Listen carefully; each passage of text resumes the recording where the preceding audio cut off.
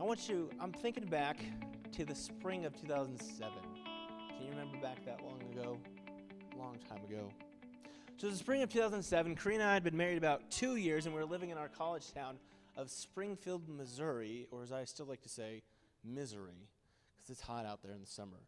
So I had graduated from Baptist Bible College in the spring of 2004, and we'd gotten married in the summer, and then we had moved to Maryland. I worked for a church in Maryland for about a year.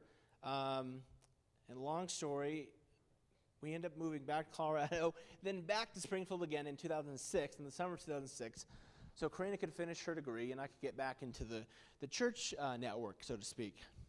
So while we were there, we were attending, and I think we were actually members of this church called Seminole Baptist Church. And the thing that I remember about Seminole Baptist Church, it's on the south side of Springfield, if you know Springfield at all, on Republic Road. But it was called Seminole Baptist Church because back in the day, it used to be on Seminole Street. So it was called, they just dropped the street and kept Seminole Baptist Church. And it seems odd to us, like, having a church named after a street that's not on the street. But in Springfield, this was a pretty common occurrence. Like there was a Cherry Street Baptist Church that was no longer on Cherry Street, and there was a High Street Baptist Church that's no longer on High Street. So I guess it's just the thing they did in Springfield, Missouri. So something else about 2007 in Baptist churches was they had this thing called Sunday school. Anyone remember going to Sunday school as a kid? Yeah. So in 2007, and who knows, maybe they still do this, but in 2007 they had Sunday school, which, for those of us unfamiliar, it's like adult small groups or kids small groups, except they had it before the main worship service on Sunday morning. So they'd have these age-appropriate groups that you'd go to before the regular worship gathering. So Karina and I, being we were, young, freshly married kind of folks, we went to the young marrieds class, if you will. And the thing I remember, I don't know if Karina remembers this, but they had this 20-something dude who was the teacher, and I just found him super annoying. And I don't know, he was a nice guy and all, but, he would just say like these off-the-wall things. Like he'd be up there talking about, and he'd be like, when each time we sin, Jesus takes a pin and he pricks himself and he pinches out a little bit of blood on the altar. I'm just like, what are you talking about, dude? Like, no. So we're trying to be friendly and make ourselves, amenable to the group and to the other couples there. And I remember they had this like group picnic, this Sunday school picnic at a park. And I was excited because I was like, 23, 24, 25, something like that. And I'm sportsy kind of, and I'm like, cool, I brought my ball glove. I'm like, yeah, we can throw the ball with some guys and play some baseball. And they're kind of pumping up like that. I'm like, all right, I'm ready to play. And then they get there, and everybody's like bringing out their kids and like playing t-ball with their kids. And I'm like, what are we doing? Like, what are we doing here? And like, I have kids, I love kids, but I don't have enough I don't get enough adult time as it is. So like, I love my kids, enjoy spending time with my kids, but when it's adults, like I want to spend some adult time with adults. So Karina and I were there, and we're just kind of like standing around. I remember, like, we're just kind of standing around, like, shoulder to shoulder, like, hey, like, and everybody's like off with their kids or something. And eventually, we just got like, this is stupid, and we just left. So we were a bit delusioned, as you can imagine. We're like this young marrieds class. So we started attending this Sunday school class for like the older, mature married folk. And the thing I remember about this class was taught by the music minister, who is this he's probably like about my age now, late 30s. And the thing I remember, he was a bald man. And I remember, like, this sounds weird, so forgive me, but I kind of remember admiring his hair, because if you can imagine, back then, like, think hard, try hard. Back then I had a pretty nice head of hair, if you can imagine it, okay? So just use your imagination. Back then I had a pretty decent head of hair. But I knew like the inevitable was coming. Like if you know my father, like he's pretty bald, so I kind of knew where the inevitable was coming. So I looked at this guy, like he had a bald, but he kept it nice and trim, close cut, and I thought that's the way to keep your hair if you're bald, rather than so many people I knew who had like the comb over. That was the thing back in the day, if you remember that, or like I don't know, so many bald men just had this huge, just kind of bush, kind of down here, the horseshoe bush. So I admired this guy and his head of hair. But one Sunday morning in particular, I remember the teacher, he handed us some 3x5 cards. Y'all remember 3x5 cards? Do they still use those? 3x5 cards. And he handed us these 3x5 cards, and we were supposed to write on the 3x5 card some kind of sin we're struggling with, and then pass it to a neighbor for them to pray for us. Maybe you remember doing something like this yourself in church. And to be honest, this is something that's always bugged me about churches. Some churches who do this. To me, it's like forced vulnerability. So I'll say, let me stop for a moment and say, like, this is a church where, you are welcome to participate as much or as little as you like. So, I mean, we welcome you and we encourage you. We want you to participate, but we're not gonna mandate that you participate. So if you want to sit and listen instead of sing, if you want to, watch us take communion, not take communion yourself, if you don't feel like being social one day, like, that's okay. The only thing that's required is the sermon. Like, you cannot leave for the sermon. So then we're not supposed to laugh at our jokes, right? We're not supposed to laugh at our own jokes. So then, as of now, I didn't like sharing something personal, so I just wrote something blah on my card. But I remember, I'm pretty sure it came from a woman who was sitting in front of me. And to be honest, I don't even remember if I saw her face. But she passed it back to me. And on this 3x5 card was written something that she was struggling with. And it said, "I'm struggling with my depression." And even then, I was both frustrated and saddened for that woman, because even then I thought it was ridiculous that this woman was being taught that it was a sin. And I was frustrated because I thought this guilt and shame she's bearing is keeping her from probably getting the help she needs. So it wasn't long after that Corinne and I stopped going to that church altogether. So a few months go by, we're spring, summer, fall 2007. Corinne and I had since left that church, and really in a lot of ways kind of found ourselves disillusioned and frustrated with church and faith in general to a great extent. And it was around that time, I don't really know what brought it on or what it came about, but I found myself in this really deep state of depression. And like I said, I'm not sure what it was, if it was just a job that was just terrible, or crisis of faith, or being away from family, or things combined. But I just remember kind of just being in a big funk, a big depression. And, I remember like some nights I'd come home from work and it'd be like 8 o'clock. And she's like, "What's the point?" I'm just going to bed, 8 o'clock. Sleep, 10 hours, get up, trudge through another day of work. And like, go to bed. And I remember we had this dog, Toby. He was our little baby, Toby. He was about probably 2 years old at that time, maybe less. And Toby would be sitting there, and I just like kind of like kneel down and just like hug Toby. It's kind of weird, but it's where it was. It was a hard time, and Karina, being a good wife, she said, "Hey, you should go talk to your doctor." So I called up the doctor. I made an appointment. And what I remember is just like appropriately a cold, dreary day. Drove up. It was the north side of Springfield where my doctor was, and I checked into the doctor's office, and I sat down. I took a seat, and while I was waiting for my name to be called, they have those spread of magazines, Sports Illustrated and Time and what else? That's what I always look to, right? So I happened to grab a copy of Time magazine, if you can imagine this is Time magazine. And it was an August 2007 issue, and the feature cover story was on Mother Teresa. And the cover story said, "The Secret Life of Mother Teresa, newly published letters reveal a beloved icon's crisis of faith." So as I sat in the waiting room, I read through the article in which she was quoted from a letter she had written to a spiritual confidant. And I want to read this letter to you because I think or a quote from it, because I thought it was compelling now even as it was then for me. She wrote, "Jesus has a very special love for you, but as for me, the silence and the emptiness is so great that I look and do not see, listen and do not hear. The tongue moves in prayer but does not speak. I want you to pray for me that I let him have a free hand." We should note, too, I think, especially what I was sharing about forced vulnerability, these letters were preserved kind of against her will, as I understand. But they reveal nearly a half century of her life where she felt no presence of God whatsoever, neither in her heart nor in the Eucharist.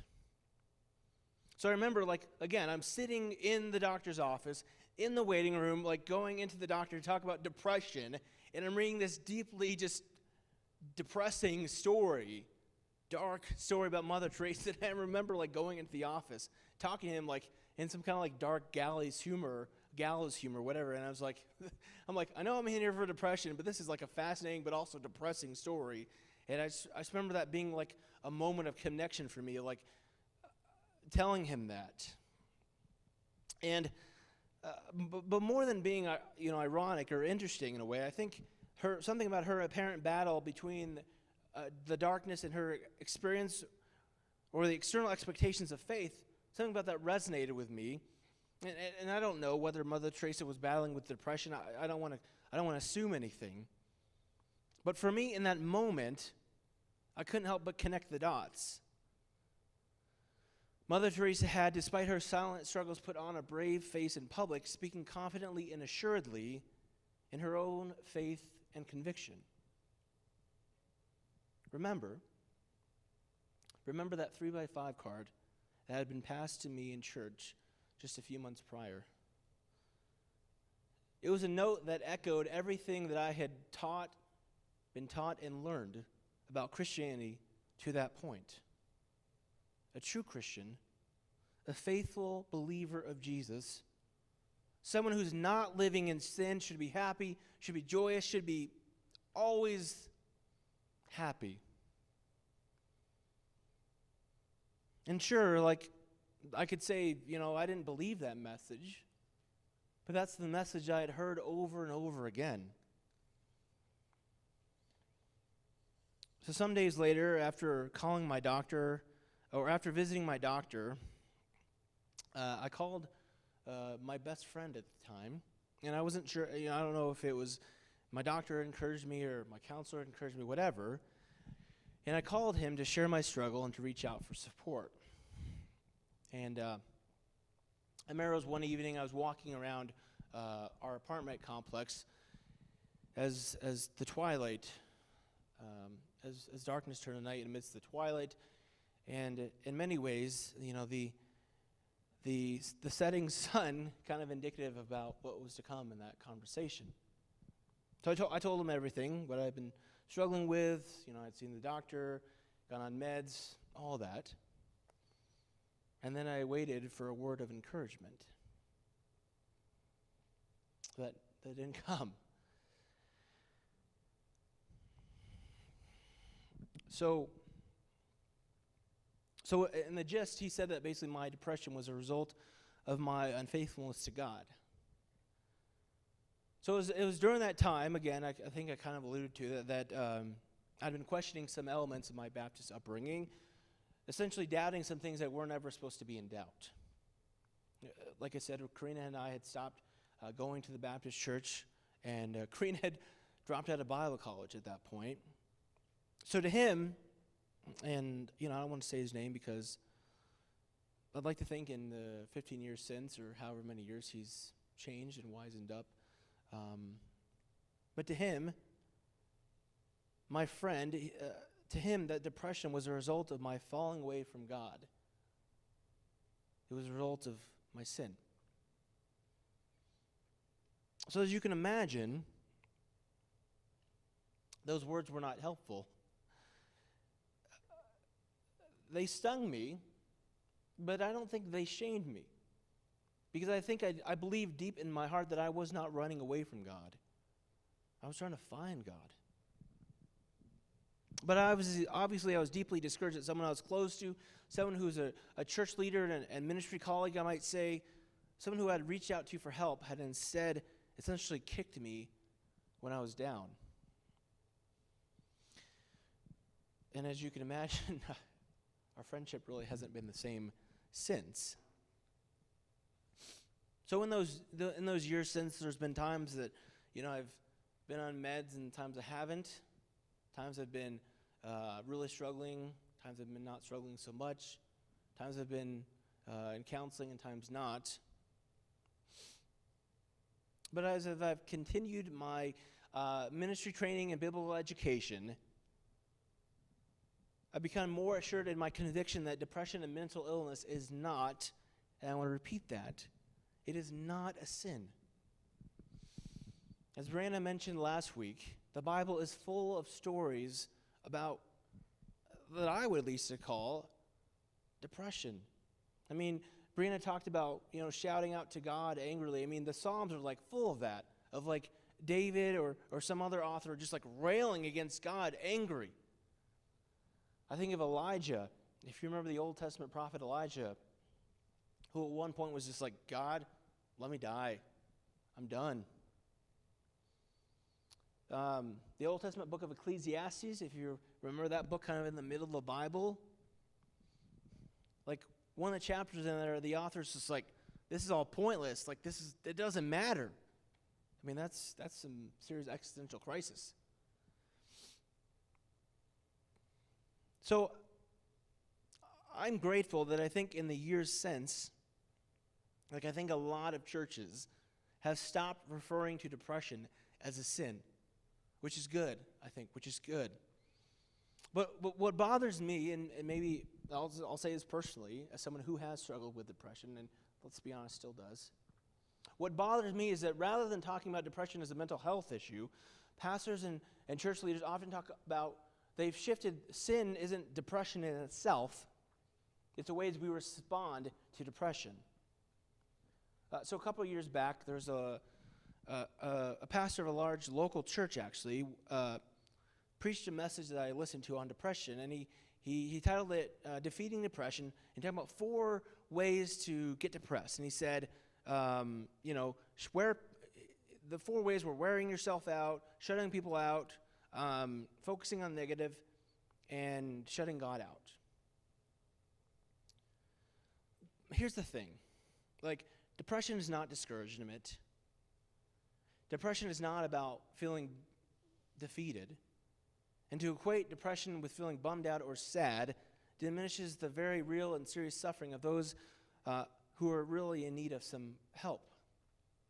So people who are suffering from depression often, like I said, find themselves either being super sleepy or having trouble sleeping. People suffering from depression often have trouble being social, even though we know we should go out and be social. People who are struggling with depression,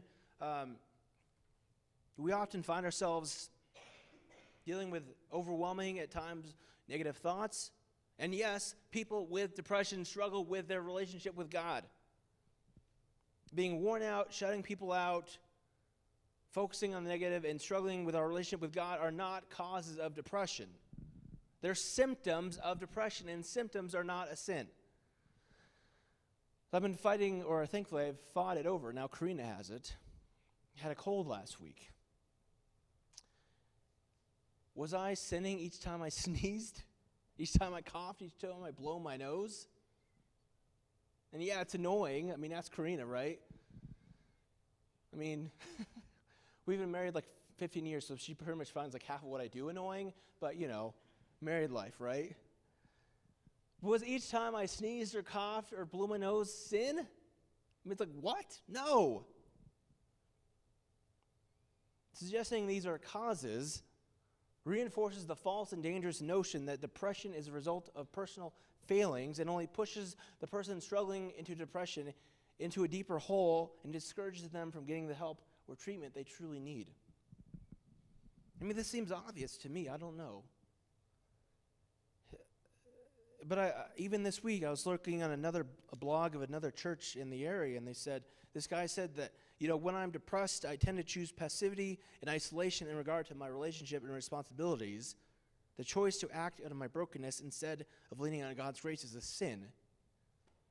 And I usually don't say things so unequivocally. But that's ridiculous. I'm sorry, that's ridiculous. So please forgive me, I don't usually say things so unequivocally, but that's ridiculous. The idea that symptoms, not sickness, itself is the real problem is as foolish as it is wrong. I mean, churches can and we should do better. So one of the ways that we're trying to do better as a church is by helping to end the stigma around Christianity and mental health, and to end the taboos around this conversation and this topic. That's what this message series is meant to be about. So we're not going to try to solve these problems for you because we can't do that. We just want you to know that God loves you and God cares for you. And we're doing this because one of our values as a church is courage, risking the vulnerability to be real with one another. We do this because we believe that when we're real with one another, we can help one another. I'm sharing my story not as a way to elevate myself or either to require you to do the same. Like I said, you share as you want to share or don't want to share. Rather, I share my story as a way of saying there is another way. We can be real with each other. We can share our struggles, our doubts, and our discouragements with one another as we choose to. And in so doing, we find a community with others in which we can live and learn and love. So whether it's me, whether it's Brianna, whether it's Katrina who's going to speak next week, we want you to know that we're here for you, that we've been there, and we'll be with you through those dark valleys. But more so, we want you to know that God will always be there for you, present alongside, holding you, encouraging you, loving you. No matter how deep your struggles, no matter how dark your depression, know that God is always with you. The psalmist wrote in Psalm 139, "Where can I go from your spirit? Where can I flee from your presence?" Know that in the midst of your deepest, darkest valleys, God is with you, loving you, supporting you, caring for you. And I believe God is walking with you to the light.